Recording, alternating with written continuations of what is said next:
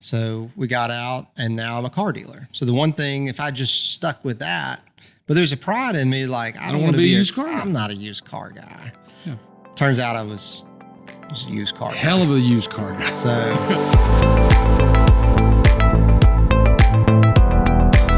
So thank you so much for joining us for the CEO Parenting Podcast. My name is Thomas Cox. My guest today is Stephen Ogletree.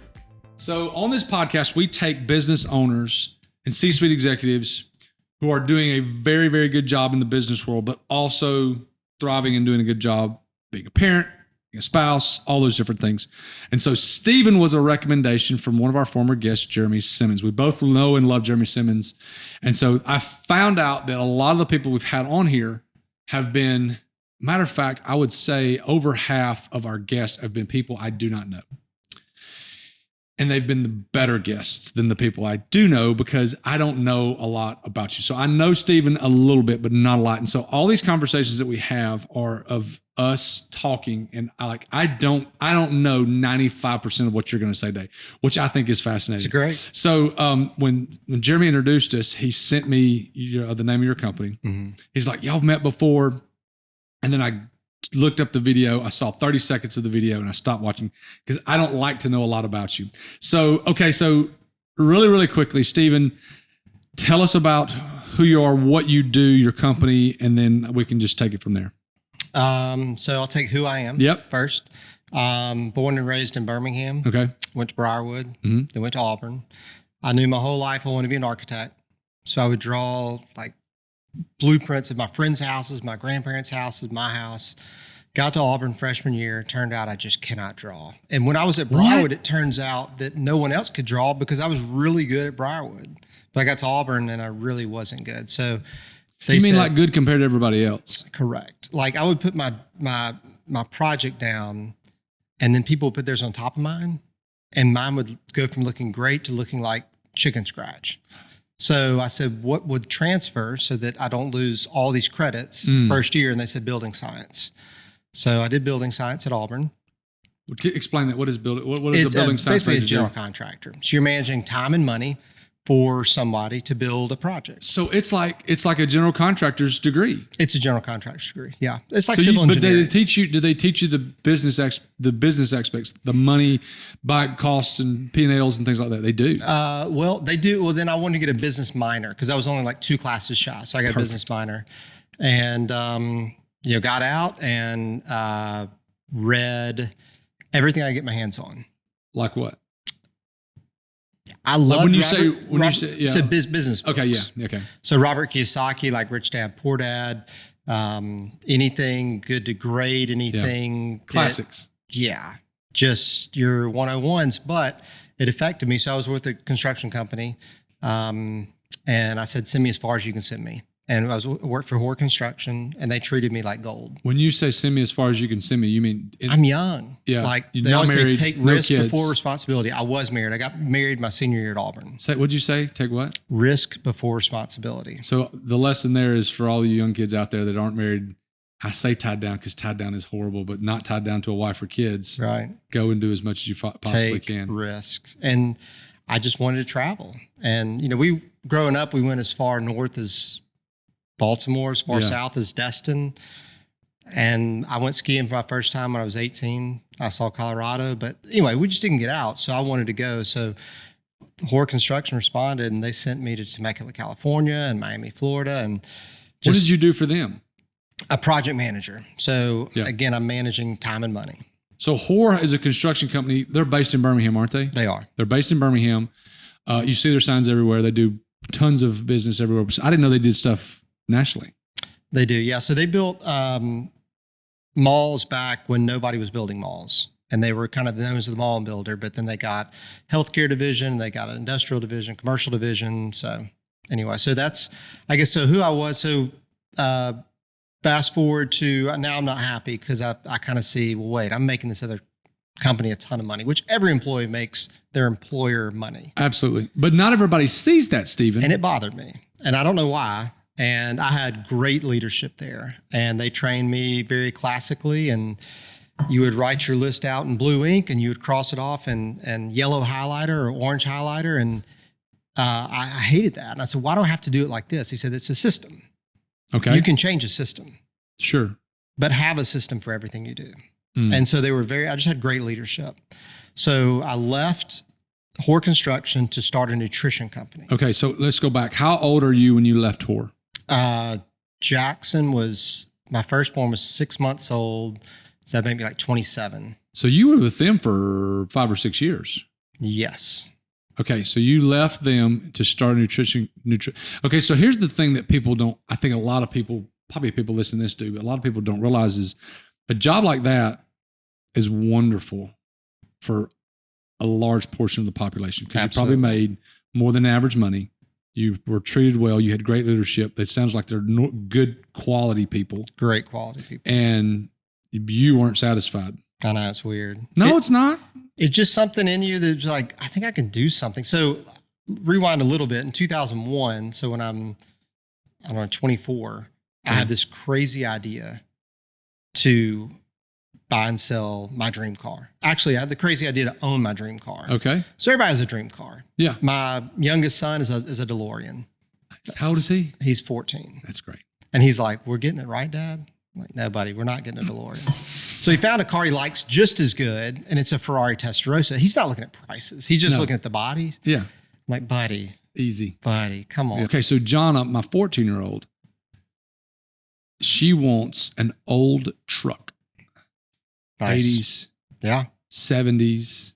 I hate saying that old 80s is old. I know. But she wants an old truck. Now Tegan, my son, he wants, he's like yours. Yeah. Ferrari, Bugatti, Yeah. Lambo. So we were in Cartersville. I love this story. So we were in Cartersville playing volleyball. This is like 2 months ago. And we were getting gas, leaving. We'd gotten food. Went to get a cup of coffee. First drive back to Alabama. And I look out, and there is a Lamborghini in the gas station. And I go, T, he nearly lost his mind. And the guy that had it, that owned it, was so wonderful. He had his little girl with him. That's she great. was like 8 or 9. And I go, sir, do you care if my son comes over here and looks at your car? And he goes, absolutely. Y'all come over here. And he says, hey, do you want to get in? And he let Tegan get in the car. Wow. Listen, it made his day. So I can identify with the car thing for my kids, not for me so much, but so he wants a Ferrari. No, he wants a DeLorean. But and a Testarossa. Ferrari is number 2. Listen, he's not picky. He'd take either. No, one. either one's fine, Dad. Yeah, it's weird because people are born car people or they're not. And my brother, neither of my brothers are car peoples. My sister's not a car person. Yeah. I've always noticed them, and I've always loved cars. That's great. Yeah. So, okay. So why did we, okay. Sorry. So yeah, you started talking about your dream car. I went a little too far with the nutrition. So in 2001, nights and weekends, I guess I bought my first Land Rover, and someone bought it from me almost instantly. And I said, shoot, I can't keep this. So I bought another one, and almost the same thing happened. And then the light turned on. It was a dim light, but it said, what if you can play with house money? What if you can sell enough of these to just own one? So how much did it cost you when you bought it? Well, so when I said, send me as far as you can go, they sent me to Miami. Okay. And in construction, you get a daily per diem. And the per diem is basically cash a day to eat and whatever. Well, it was a huge construction project, and subs brought food in. I would eat peanut butter and jelly. I did whatever. And I was just... You rat-holed the per diem. So you get that, you come back, you buy one. The first one I think was $18,000. Okay. That's a lot of money back in 2001 for a 24-year-old kid. That's a lot of money. Okay. And then, probably sold it in the 20s, bought one, just kept trading up. Well, my father-in-law sees this and says, I'm retiring from a construction company. He has his own company. And he said, how about a little money behind you? You think we could do this? Talking about cars? Cars, Defenders. Just what I do. So he saw. And you're 24. Yeah. Okay. And you're still working in construction, and you're doing the car flipping. So this car flipping thing is super popular now, but was no, there's nothing back then. Nothing. I would go to like a bookstore and find a Land Rover magazine, and but there were TV shows on cars, and so, but it was just it was a passion. It was a true passion. Yeah, sure. Like the thing that I just loved them, and they come in. It was great. So I did that, but I didn't want to be the pride in me didn't want to be a used car dealer. So yeah, I was flipping it just on the side. It's just a fun car. And then when I opened the nutrition store and I left Ford Construction, nights and weekends for about 4 years, doing the cars to start a nutrition company. Okay. And were you making money on the car stuff, or was it just I'm just flipping up to get better cars? Were you like ever saving, pocketing 1,000, pocketing 5,000? Were you making money on the cars? We were. Okay, so we made money on every car, but we never touched it. It just stayed. We never took a dime out. And that's another great lesson for you kids out there. Don't leave a job till you have a job. I can tell. Yes. And when you start making money, just live as lean as possible. So I could still live off my construction salary. Yeah. And I was just banking that. So I took the money I banked to start a nutrition company. Okay. And it was like a GNC. Okay. So supplement store time. Supplements. And this is back in the Andro days. And Mark back McGuire, in Sammy Sosa. Oh, yeah. So Barry Bonds. Dudes are just, yes. And they're awesome. I've wanted Andro. Oh, yeah. But then you have to take all these other pills to combat estrogen. There's a whole process with that. Yeah. And I was so passionate about that. So I physically played high school sports. Mm-hmm. And then at 18, we'll keep backing up. We'll move forward. Yeah, sure. I decided I want to be a bodybuilder. Okay. And so at 19, I did my first show, and I did competitive bodybuilding from 19 to 29. Oh my God. So I won Mr. Teen Alabama at 19. Okay. And kind of peaked right then. So about 10 more years of same as Jeremy at my peak at 19. working out, and but I did like health and fitness, and that was just another big passion of mine. Natural bodybuilding or enhanced bodybuilding? Natural. So Really? it was It's a hard job. SNBF, the Southern Natural Bodybuilding Federation. So you would get tested, and anyway, it was a part of my life that was great, but the nutrition store was just an epic failure. Really? I remember sitting there multiple days and not having a customer darken the door. Not having a person walk in. Not one person. So you're questioning the whole time, like, why is this not working? What am I doing wrong?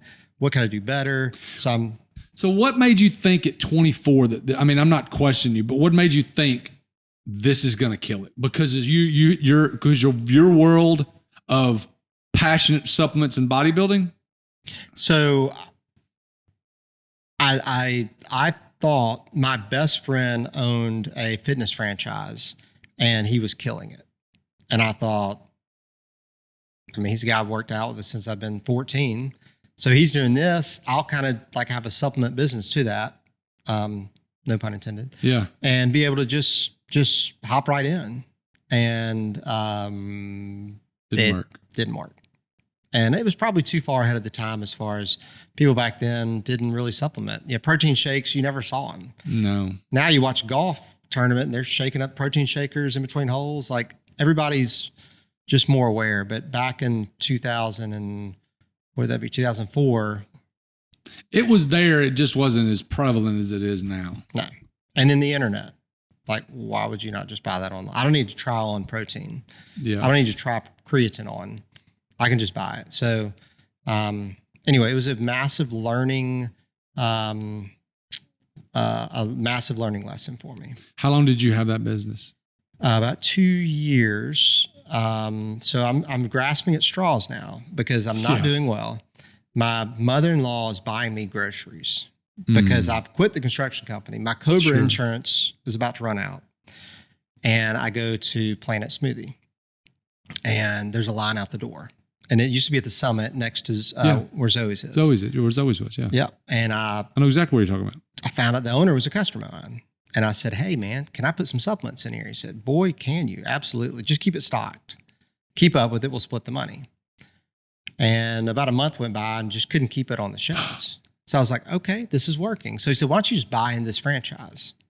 So there are so many layers to you that I didn't know. This is awesome. Well, these are not great layers. These are scar tissue layers. This is all stuff you learn. So anyway, we go down this and we have franchises in Birmingham and in Atlanta. So we start on that train. Planet Smoothie? Yeah. And so I'm going to Atlanta, and again, I'm 28, 29 years old, driving to Atlanta, and a Defender, and checking on stores, and we're about to open our first new store. We were kind of buying stores, and it was just like a voice inside was just like, stop. Just stop. This is not going anywhere. So you're partnering with this guy. So you and this other guy are on these stores that y'all are buying out. How many did y'all have at the time? We just had 3. So I had 3 Planet Smoothie stores. Is this paying bills for you? Are you making income on it? So you can pay a manager. Yep. Or you can pay yourself. Sure. And so I was paying myself. And so not really. I mean, every Friday night, Saturday night, every prom, anytime something happened, I was closing. I was working the store. And so I remember there's a show called CSI Miami. Yeah. Like a thriller. Yeah. And my goal, we would close at 9, was to be able to get done and get home by 9:30 and watch it with the last half of my wife. Mm-hmm. Well, if you know anything about the show, that's terrible. You've missed the whole plot, the whole first front 30 end. minutes. But that was like my whole goal, was to be able to get home by 9:30. So, anyway, and there was house flipping in this. We bought a few yachts when the construction industry in 07, 08 was going down. It was crazy. And then 07, 08 happened. Yeah. And so, anyway, so I learned a lot about what not to do. I think in the nutrition, what I learned is when I have to say my shop is behind fill in the blank, it's probably not a good location. Idea. But young, eager, learned a lot. And so tell me about the Planet Smoothie thing. So you said something inside said stop. Just stop. And I remember my dad co-signed for me, and that's a big deal because if I fail, they're coming to him, taking his house or whatever. And he said, I don't think this is a good idea. I don't believe in the idea, but I believe in you. Mm-hmm. And so if you want to do this, I'll co-sign. But retail is tough. It's nights, it's weekends. And I was like, Dad, no offense, but you don't know what you're talking about. Yeah. And he was gracious. And so he said his father told him when he graduated college that he would lose money in transactions that would equal his college education. And I thought, there's no way. And he's absolutely right, because I did. Wow. And so I was just trying to stay afloat. I'm grabbing. And it was just married with a kid. Too much. We're married with a kid. Yeah. And it was just too much. Yeah. And I was never home. And that's not what I wanted. Sure. And so I called my business partner. I said, I can't do this new Planet Smoothie. I'm out. Yeah. And so we got with the broker. We sold them. That is something I didn't know you could do. You can sell a business. And we sold them and, got out of those. Luckily, Zoe's needed the space at the summit. Yeah. So we got out, and now I'm a car dealer. So the one thing, if I just stuck with that, but there's a pride in me, like I don't want to be a used car guy. I'm not a used car guy. Yeah. Turns out I was a used car guy. Hell of a used car guy. So, so now 07, 08, and the great thing about the Land Rover Defender is they only made 7,000. So we buy and sell a car. They made 3 years. They made 7,000. They're all hand numbered, and you can't find them. I don't understand this. I don't understand this world. So tell Land Rover, there's only 7,000 of them in the world? So good question. Year? So the car you drove here on, there's a North American spec and there's a rest of world spec. Okay. So rest of world doesn't care about safety as much, emissions as much, all these other things. Yeah. A lot of times they're on the right, the steering wheel's on the right-hand side. So for North America, they made 7,000 North American versions. Land Rover did. What year? 94, 95, and 97. That's it? That's it. Whoa, 94, 95, 97. Why? No 96. Why? There was no 96 Jeep either. Airbags were a thing. So that's why they canceled the Defender 97 to North America. Every car in 98 had to have airbags. So everybody in 96 was getting ready. So it was just my dream car. And they don't make them now, do they? They got a new version. In 2020, they started. That's right. Remaking them. So from 97 to 2020, so 23 years, they didn't make it. Mm-mm. Well, they made them in the rest of the world. So they made it up to 2016, but not in America. Not in America. Okay, so there's only 7,000. I had no idea about this. So there's only 7,000 of these, and this is the business that you're in, is like taking these cars and. Well, then we just sold them. Buy it and sell it. And that's all we did. and then they start getting older and older, and you have to start working on them. And so I remember we had an executive at Colgate Palmolive. He said, I have a Defender. I just want to send it to you, and you just do what you do on your cars to my car. And I said, we don't do that. We just sell them. And he was so persistent that eventually he was like, I'm going to send you my car. Yeah. And we did. We made money. It was like, hey, there's another avenue, another stream of revenue to be able to. You're now a mechanic. Yeah. So I can hire. We were subbing everything out. Yeah, absolutely. I'm not gifted in that. I get frustrated. I generally make things worse. But yeah, so I mean, 07, 08 was great for us because it's like selling beachfront property. There are only 7,000 Defenders, and the people buying them are affluent enough that they're going to keep buying. A little bit recession proof. Yeah, there you go. It's like a house in Homewood. Yeah, nice. There aren't anymore. Yeah, no, there's only Homewood's 8 square miles. So, yeah, I mean, there's no more land there.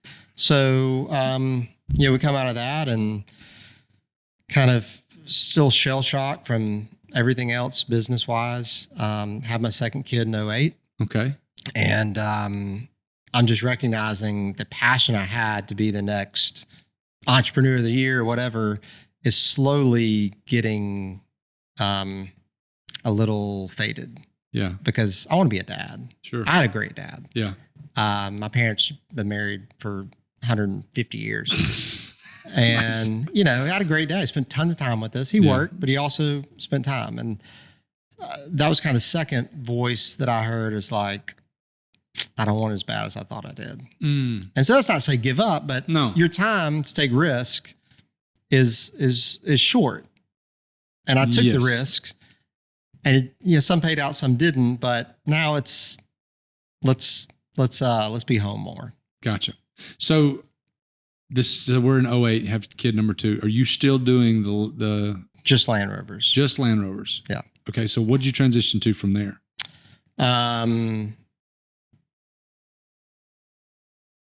We have, so back then everything online was, Thomas Cox, something like .com, like you put your name and everything.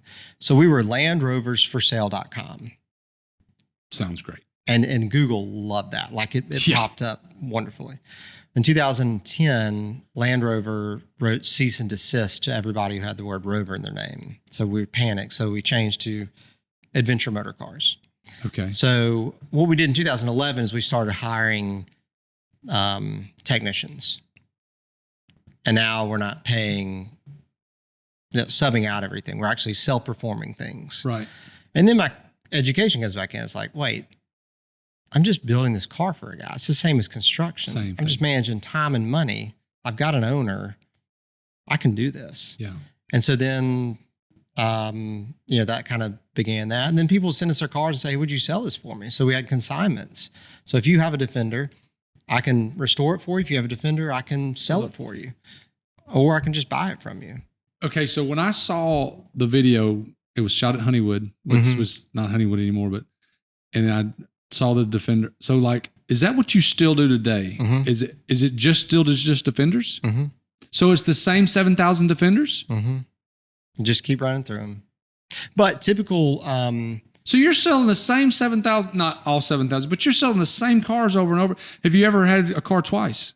Oh yeah. Yeah. We've had them like 3 and 4 times because, it's like, Thomas, man, love working with you. And you say, man, I love working with you. And so 3 to 5 years later, you're like, God, I really want a Hummer or a 911 or something. So you just sell it back to me. And then I find a new family. So these are like the unselfish Porsches. So in fact, like you can put your whole family in the car and you can go on like an adventure. I'm baffled by this. Yeah. So you make a pretty good living selling the same cars over and over again. But on a very small level. So we're only selling about 40 a year. Okay. So, 40 a year to hit 7,000. Yeah, you're right about that. It's, and it's, we thought we would maybe transition over to the European ones, the rest of worlds. Yeah. But the best analogy is if we were in the UK right now talking on a podcast and you said there's this car, it's called a Ford F-150. let's go find the nicest 1990s F-150 there is in the US. They're all hammered. So in Europe, the Defender is the F-150. It's the workhorse. You got military uses them. The cable company uses them. There's gazillions of them. Every contractor. Oh yeah. So there's literally 1 million rest of world. There's 7,000 NAS, North American spec. That's awesome. So they just keep going up in value. Because even though they're older. Every year. There are less of them though. So it's a supply and demand thing. So you guys will keep making money even though the product keeps getting a year older. You're making more money every year because the value goes up. Right. So if you want to import one, it has to be 25 years old. So this year you can import a 1997. Okay. 98. But so the rest of worlds keep getting older. Yeah, sure. Our cars, they're not letting more in of the North American because we got them all. So they're just getting rarer. So it's such a unique niche business, but we are the only people in the country that will buy and sell them and also refurbish them. Work on them. So there's people that refurbish them that do a great job. There's people that buy and sell them do a great job. There's nobody that does both. How much of the income, what percentage of the income is the refurbishing and fixing? So there's higher margins on that. Sure. But it's probably 25%. Oh, so 75% is buying and selling. Yeah. That's kind of that's where you really do well. So not the super nice one, not a crappy one of the 7,000, middle of the road, the year's almost the same. What would you buy one from an individual? Just middle of the road. Typically our typical sales price now is probably in the 90s. And so you get from like if I sold you a Defender somewhere in the 70s, put $10,000 or $12,000 into it. We put a lot of money in our cars because I got to put my name on it. So you're going to buy a 25-year-old, 26-year-old car for $70,000. Yes. And then put another $10,000 or $12,000 in it. Yes. What do you spend $10,000 or $12,000 or maybe even more? What do you spend that money doing? Really, is it aesthetic or is it internal? Yeah. So just like a house, you got to start at the foundation. So we're going to start at the frame, the chassis, make sure there's no rust. Rust remediation is kind of where you start. Then mechanically, make sure it runs and drives well. And then, you got the inside and the outside and the cosmetics of it. And so we try to go to a level of what one would have looked like a few years old, slightly used. Yeah. And that's a hard line in the sand, but you got to stop somewhere because if you replace every nut and bolt, no, you can't. You'll never finish it. And if you do nothing, that's not good either. So what is the worst part of those cars? Like you're constantly having to do that. Rust. What's they went to really a lot of these went coastal or they went northeast. And sand and then salt and snow. Yeah. So they rust really bad. Also, they're aluminum bodies, which is good. But they also have what's called electrolysis, which is a chemical reaction between dissimilar metals. So you have aluminum and steel and water and electricity and all these things, and they bubble up real bad. So rust and paint and body are the two biggest things we spend money on. What's the best part of those cars? The value. No. Like on the car, like the mechanisms or the construction. I would say the engine. I mean, the engine's an old Land Rover got an old Buick engine. So it's an old Buick 215 from the 60s. Are they all V6s, V8s? What are all they? V8s. All V8s, all full-time four-wheel drive. Gross vehicle weight's like 6,000 pounds. 6,001 pound. They're very heavy. What is the G-Wagon poundage that? It's over 6,000. Is it over 6,000? Okay. In the 90s, you wanted over 6,000 to avoid a tariff, import tariff. Okay. Now you want over 6,000 to avoid, there's a tax break for vehicles over 6,000 So it's considered a working vehicle. That's right. It's why the G-Wagon was made. You get rapid depreciation. Yes. And so you can write off. It's the rich people car. I think half. Absolutely. It's rich people car. Yeah. And I explained that to so Tegan understands that. Yeah. He goes, because he always sees when he sees a G-Wagon now, he knows that someone's bought that for the tax write-off because it can be used as a work vehicle. So it's G-Wagons and big, gigantic farm trucks. Yeah. If you make, $200,000 profit and you go to your accountant and he says, buy a car, you can write off half the G-Wagon's value year You one. go buy that. And then because the value of that is not going to go down because it's not like a Defender, but they don't make tons and tons of those. Yeah. And the G-Wagon, they just had a facelift and that's right. I mean, they're not terrible on that, but yeah, the Defender just keeps going up in value. So, it's pretty neat. Okay. Realistically, how long can you ride this train? I don't know. You're going to keep riding it? I don't know. I mean, when we started, the issue was, how can you make it 5 years? Because they say 90% of small businesses go out in 5 years. Well, when you get to 10 years, 90% of those go out. So once you make it 10 years, you've the 90% of the 90%. We've been 10. So you got it. That 10-year point is a big we're over deal. 10. We're right at 11 right now. Yeah, I did not know that. You learn. Say that again now. So they say that 90% of small businesses fail in the first 5 years. I've heard that. And then 90% of those businesses fail Before 10. before 10. So if you can make it 10 years, you've probably got a really good product. How long have y'all been? 22. Oh my gosh, that's incredible. So okay, so is there an exit strategy here? Is this something you could sell to somebody, you think? There's because you don't have any tangible. You're like me. You don't have anything actually tangible. You've got a heck of a brand. I would imagine people all over the country know about you, especially in this niche. But could you sell it? So that's a question that probably 5 years ago started burning. Is what is the exit? Because so many small businesses, they just shut down. They just go away. Sure. So you got to have something to carry on. So yeah, name a brand. Absolutely. You have that, but you have to have, I think it's Marcus Lamona said, every business has three things. You have people, you have product, and you have process. And when you can have a process, that's something that's sellable because you have a way of doing something. When you have the right people, that's something as well. And then when you have a great product, I think that's sellable. So what's stopping somebody from being my competitor? One is just a barrier of entry of you don't have the reps. You don't have you don't have, 7, 8, 900, however many cars sold. You don't have that. So I think it is sellable, but much like your business, we are the business.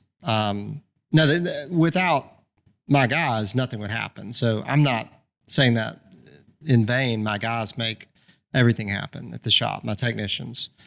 But I think there is something there. And I think that, there's EBITDA, there's earnings before interest, tax, and amortization. 3 to 5 times that, there's something there where somebody can walk in your business and say, I'll pay you this. Yeah. Because this is how much you made. I'll pay you 3X of that. Right. So how many employees do you have? 6.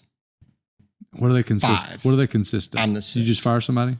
No, my son, who's 19, is just come on. So I'm adding that. So I would say 2 lead technicians that can literally take a car apart and put it back together. Like if you want to pull a prank on somebody, I could have a Defender apart and overnight. They're amazing. One that I would call like a technician in training that is training to be able to do that. And then I've got a guy who helps me administrative wise, like with titles and paperwork and all the stuff, the behind the scenes stuff, and listing and photoing. Most people hate. Yeah, which by the way, we used to photo up here before y'all did all this construction. In the parking lot. Yeah, I called Steve Blair. I was like, hey, can I come photo? He's like, yeah, absolutely. Oh, but did you do it on the helipad? Oh yeah. It was awesome. I bet it was. But then they tore it down. Yeah. But yeah, and then my son is we're figuring out a role. So he's great at jumping in, helping out, good attitude. Right. But just trying to figure that out. How do you sell them? So Johnny brings you a car, you buy the car for 70 grand, you sell it for 105, 90,000, whatever the number is. How do you sell them? Great question. So for years it was eBay. eBay was the way we sold cars. And we were on $90,000 cars being sold on eBay. Oh, yeah. $100,000 cars. And this is back when yes, absolutely. And eBay was our way of selling cars. So like 01, 02, 03, we were early to eBay. And it was awesome. And then it kind of faded for a while. And then Instagram about 5 years ago was it, because we're real. Like a lot of builders will have these built in other countries, import them and just kind of have a showroom. They're not really building them. Like another company's building them, but we're real. Like I'm on the road probably half the week, finding cars and delivering cars and picking up cars and all the defenders. Meeting customers. Yeah. So yesterday in Atlanta, and then I had an opportunity to buy a defender. And so I knew that I had to come to this. And so I sent my guy on. He just dropped me at a hotel in Atlanta. So I called my brother. I was like, "Hey, dude, you want an awesome dinner anywhere you want in Atlanta? If you'll come pick me up." So he's like, "It's date night. Me and my wife will both be there." So I nice. said, so you got to pay for two dinners. Yeah. So I got back at like 11 last night, and I'm always on the road, which is great. Going and picking up cars, meeting people, stuff like that. Yeah. So you went and picked up a car last night. Yeah. So Instagram is a way I can show that. I can show to people that that's it. So then people follow you. They feel like they know you, just like people I follow. I've never met them, but I feel like I know them. And so Instagram has been the biggest hit for us the last 5 years. Are you scared that at some point that may go away? And what would you do now? I mean, you pivoted obviously from eBay to Instagram. Are you scared that may go away in a moment's notice? Because here's what we talk about with our brand. What we want to do is build a brand around our podcast, around the things that we do and believe in, and have an audience that we can reach out to.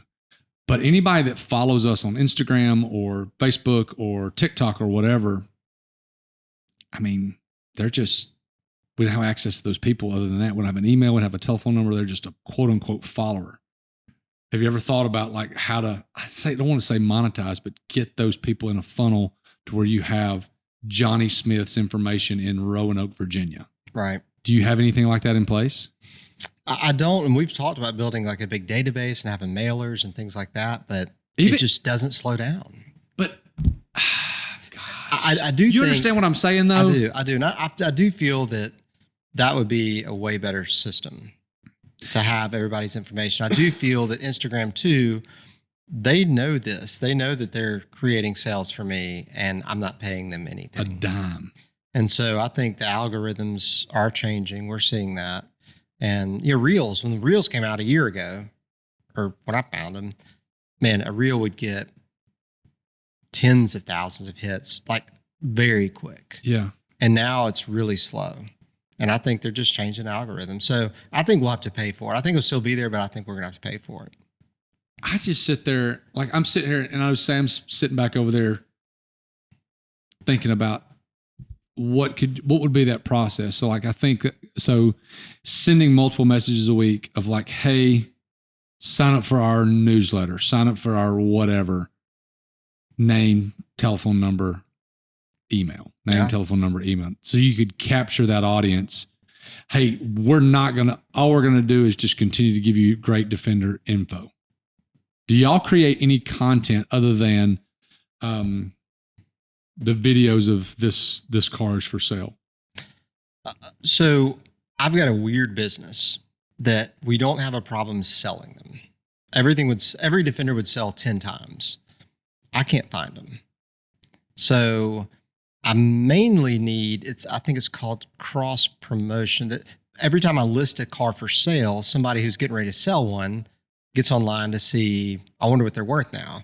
They'll find my listing and say, hey, do you buy them? And then that's where we buy a lot of cars. But the buying is the hard part. The selling is the easy part. It's always been like that. You said you could sell it 10 times? Oh, yeah. If I had more. You've got a brand new car. You buy it for I'm just using 70. You buy it for $70,000. You spend $10,000 putting into it. You've got 80 in it. You can go sell that for what? Roundabout. Historically, we need about an 18% profit margin in order to make it worth spending the money, because it's a long process. It's a 3 to 6 month process from the time I buy it to the time I sell it. Oh, I did not know that now. So once I buy it, it's like, a waiter waiting tables. They're trying to turn their tables over 2 or 3 or 4 times a night. We try to turn our money over at least 3 times a year. So about every 4 months. So every 4 months, some are longer, some are shorter. I need to roll that money. Yeah. And so you need 20%. 20% is a great number to have on that car. Yes. Okay. How many do you have right now in your possession? 9. I just bought one today. 10. 10. So they're sold pretty much. They will be. And, I say everyone sells. It's just you put it out there, and we're also trying to find the right guy, because we're selling almost 30-year-old Land Rovers. And what do you mean the right guy? Who cares if the check don't bounce? Well, that's phone calls on nights and weekends, and that's like smearing, your name or whatever. Like if they don't understand an old car, the first time it doesn't start, which will happen. Land Rovers are not reliable. Oh, wow. Toyotas are reliable. They're going to call you and say, hey, what the heck? I mean, we've had people say, left it on the side of 30A. We're flying back home. Keys are in it. Go get it. Go get it. Oh my gosh. And we have, you respond in multiple different ways, but we go get it. We do the right thing. And then you got to charge them for it, of course. But yeah, sure. These are cars that they get delivered working, but that is the biggest inherent issue with my career, is I'm selling almost 30-year-old unreliable vehicles. So you have to screen the people that's like, you do know an old car is going to break down once or twice a year. And you never know when that's going to happen. They're like, oh yeah, they're the right person. But if they freaked out by that, they're not a Defender buyer. And you tell them what? Hey, just expect it to happen. I don't think this is for you. You ever say that? Absolutely. Well, when they start asking about warranty, there's no warranties. No. If I come get it, you're going to pay for it. Yeah, it's going to be in good working order. And obviously the first day you get it, something happens. We're not going to, that's no not question. You can't survive this long. But at the same time, you also, every time somebody has an issue, you can't jump on it, or you would never. That's all you do. Yeah, that's all you do. So this is pretty fascinating. I had no idea this was like this. So you've got 10 cars, excuse me. When you put the thing on Instagram for sale, how long will it be before it sells? On average. I would say last year, I would say a day. Because it was COVID, right? I mean, everybody's at home. They got money. Nobody said you can't, hop in a car with your family. But ever since, I guess, the fall until maybe a month ago, it was just slow. I think people were just waiting, and I'm not really sure why, but it got slow, and now it's heated back up. Slow? So, how long? I'd say 6 months of slow, and I don't know if that was due to. No, how long would it take to sell one in the last 6 months? I would say a month. I'd say now it's maybe a week. So you go from a day to a month to now you're back at a week. Right. Which is part of that's interest rates, Stephen. It's interest rates. Part of that's is like money's a lot more expensive right now. And then, obviously it's down a little bit, but there's fear in the market with banks failing. There's all kind of stuff. And then the weather was a booger this year because it was raining in California, which is my biggest market. And then it was a late winter for the Northeast. Now, how do you get cars to California? You ship them or you drop? Transport. Yeah, ship them. It's too far. Yeah, so we will deliver you a car if you're like as far west as Dallas, as far north as like Virginia, as far south as we'll go to Miami, and that's you get to shake a hand, and that's really a big part of it. When you get to meet somebody. But would you rather do that? Oh yeah, just and that way too. Again, you have skin at that point, like you're a real person. Yeah. And then when they do have a problem, it's like, man, I remember that guy. Like, he's a good guy. He's a nice person. And same thing for me. If the guy's going crazy, I'm like, maybe there's some validity to this, because he was a really nice guy. He was really warm and inviting. So there's some feeling out of that, because again, these cars, we're not selling Toyotas. No, that's right. Tell me about your kids. So you've talked about your 2 boys. You got a 14-year-old boy and a 19-year-old boy. Tell me about them. What do they do? I know the one 19-year-old started working for you. Yes. What was he like in high school? Um, he's probably the most gifted athlete I've ever seen. Really? He can just do anything. Okay. So he was doing butterfly pull-ups at like probably 11 or 12. He got his first muscle up like when he was 13. He grew up in a gym. He was a gym. He grew up in a CrossFit gym. Yeah. So now, where do you train here? Really sad. My brother's basement. No, it's not sad. It's like the way CrossFit got started. So that's great. It's great. Yeah. So when Forrest and I were in his gym, I mean, his garage was awesome. And then I was at Iron Tribe forever, and I'm still a member there, and they're great. Sure. Yeah. It's just I cannot commit to be somewhere at some time, and it's just very hard. Sure. To get somewhere sometime. But so he grew up playing every sport, doing really well, struggling in school always. Okay. Always struggling in school. And so he graduated last May, and it was just amazing. But he transitioned to gymnastics and then found mountain biking at 13. And he went on and won 2 state championships. Really? And then last July took 2nd in downhill in the nation and 6th in enduro, which is a stage race. It's insane what they'll do. So he was on the mountain biking team. Well, yeah, and that was it's really more individual. Now there's teams. Back then, I mean, he was on a team, but he went to Mountain Brook or Briarwood? Mountain Brook. Mountain Brook. Okay. So he, you get beat up all day because, you're, special ed for school and, it just gets pulled out. But then he showed to a mountain bike race and it's like, oh, great, Jackson's here.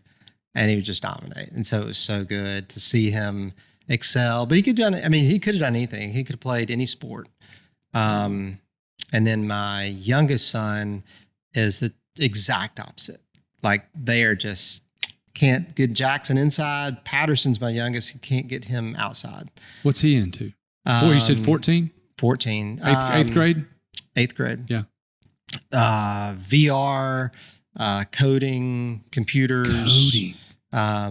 Just anything that is really calm and quiet. Is he good academically? Yes. He's a great student. So he makes great grades. A's, sometimes an occasional B. Very self-motivated.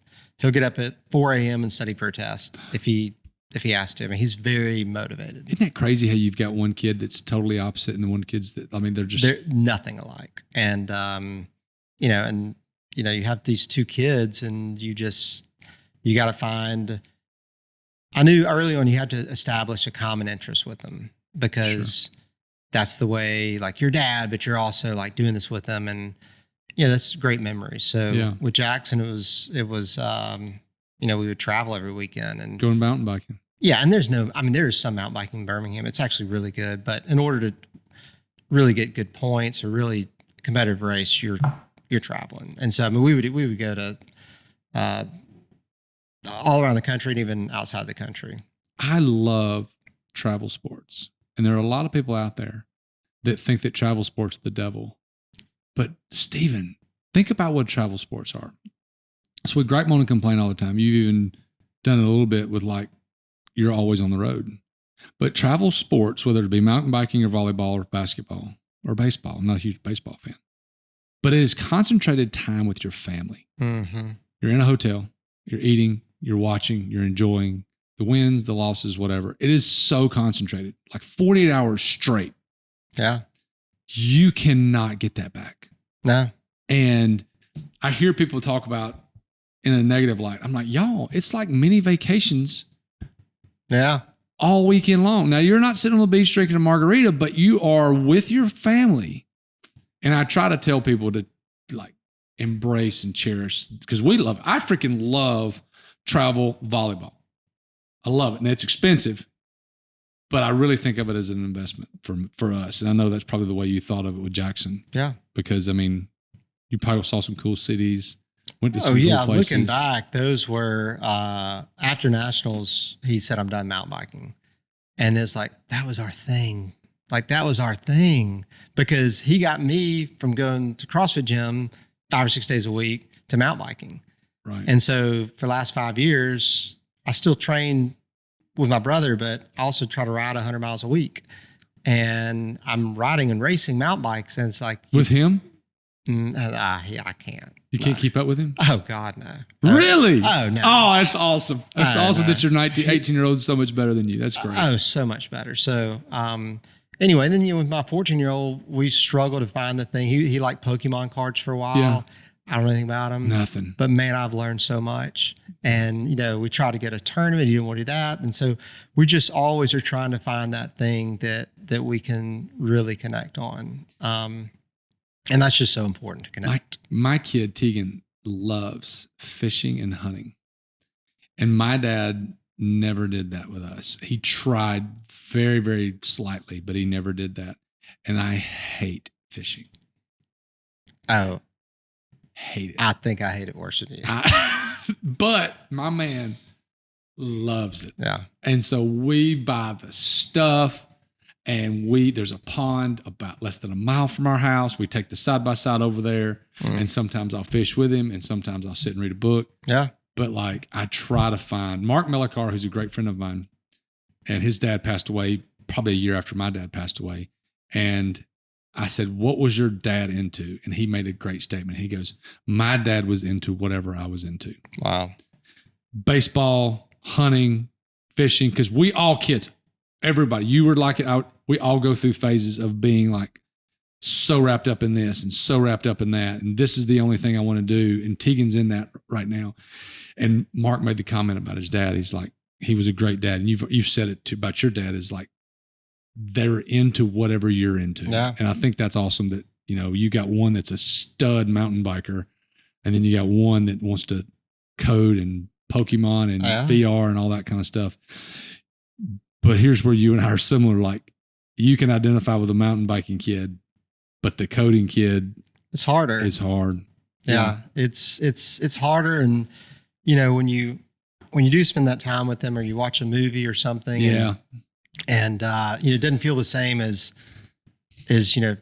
shredding a trail in Colorado. I don't have that same whatever, but he does. Yeah. And so, I probably spend more time with Patterson just because I'm trying to connect. And so, is he in the cars? He's the one that wants a DeLorean. No, I mean, he doesn't know. He's just like, I like this body. So, but he draws, and he ran track. So at second grade, I pulled him from sports because he just couldn't hit the ball. And eventually it went from building up to like, kids, obviously they want everybody to hit the ball. So I said, buddy, you're retiring. And so people were like, you playing ball? I said, no, I retired. They'd laugh, they didn't know. So this year he said, I want to run track because my girlfriend's running track. Good for him. And it was like, okay.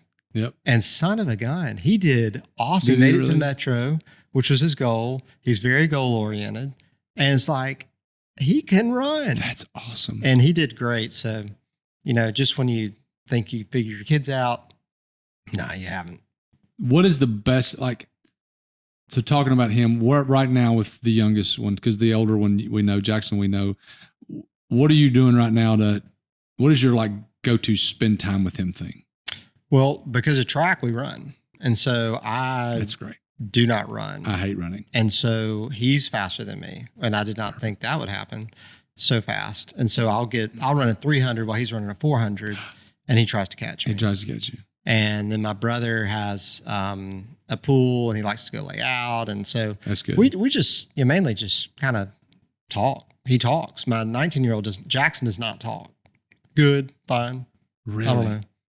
So you got one that's and then Patterson would just tell you everything. My son, I'm working with him on telling stories now, like how to properly tell something, because he starts talking and he gives the details and says the things that I'm like, hey bro, let's take this and condense it down just a little bit because you're losing. Land the plane, buddy. Yes, land the plane. And so I'm working with him on that, because being able to tell a good story is a extremely valuable talent.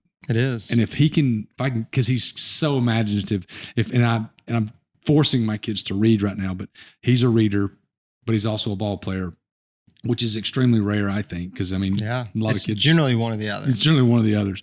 But I'm working with him on that. So, all right. So at the end of this thing, I always like to ask these questions. Okay, so I want you to answer these. I've got 4 questions. You've already answered one of them. So 3 questions. I want super quick, extremely concise. So what are you focused on learning right now? Right now, I know you said really concise. I'm trying to read the Bible right now. Okay. So that's something that's really on me. I grew up in a Christian home, went to Sure. Briarwood, always around that. Yeah. Never read the Bible.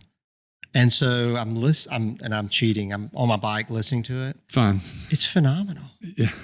It's a heck of a story. It's a story. And that's Yeah. the cool thing is you can go to verse to verse to verse to verse. And then I didn't realize how much is so condensed and just Genesis or Exodus. So that's on me right now. I go through phases of I'm just read. You are a reader. Just business books, really, or fitness. Like I used to read everything Rich Froning had. Yeah, loved it. But I like reading about great people. But then there comes a time where I just say, okay, enough. I know it. I need to go do it. Action. Got to take some action. And so I got to take some action. So right now my action is I'm trying to read through the Bible. All right. So I'm going to piggyback this. What's the best book you've ever read? Can't say the Bible. I would say a tie between, it's the E-Myth. Great book. Yeah.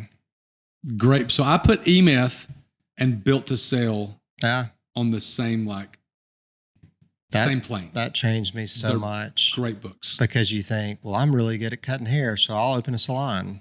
Yeah. It's like, no, if you're good at cutting hair, do not open a salon. Okay. This is a 2-part question. Okay. What is your most favorite vacation that you've ever taken? That's good. I would probably say a Caribbean cruise with my family. What is your most favorite vacation that you've never taken?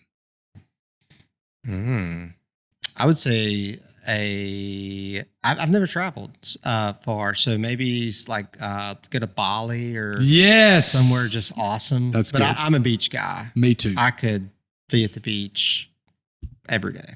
Water. Yeah. I'm water. So we have a place at Weiss Lake, new place. It's awesome lake. And so I like water. I love the beach though. Yeah. Like I want to sit in this, like when I go on vacation, I don't want to do anything. Yeah. I mean, a lot of people live their lives at 10 miles an hour and they want to go 100 miles an hour on vacation. I live my life at 100 miles an hour. I want to go 10 miles an hour on vacation. I love that. I don't have to do something. That is wonderful. Okay. What have I missed? What have we not talked about that is like my lovely wife? Let's talk about her. Okay. I got married. Met right out of high school. Married my senior year in Auburn because she was in Birmingham. I was at Auburn. Okay. We're always coming there. She was coming. And so we asked our parents like, hey, will y'all still pay for things if we get married my senior year? Yeah. They said, sure. So we got married December 11th, 1999, right before Y2K. Yes, you did. Nothing happened. Nothing. It still hasn't. And and she, I'm a spender. She's a saver. Me and Jackie are the opposite.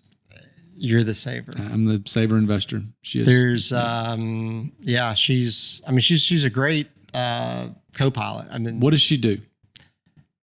She stays home. Does she? That's great. Stay home mom. And so we said that in the beginning. She was going to stay home. So she stayed home the whole time?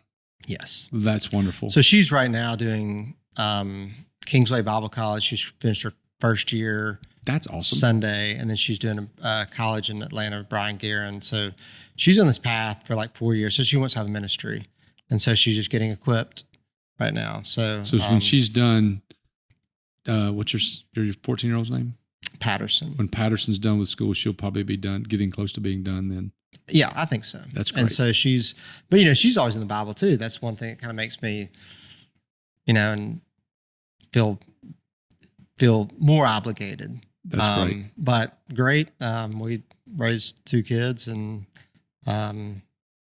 she's with Jackson right now at a Horseshoe Canyon. It's like a horse ranch thing. I don't like horses. I feel like they could throw me off at any minute. Point. And they're animals just like dogs. No control. And they know I don't like them. Yeah. But anyway.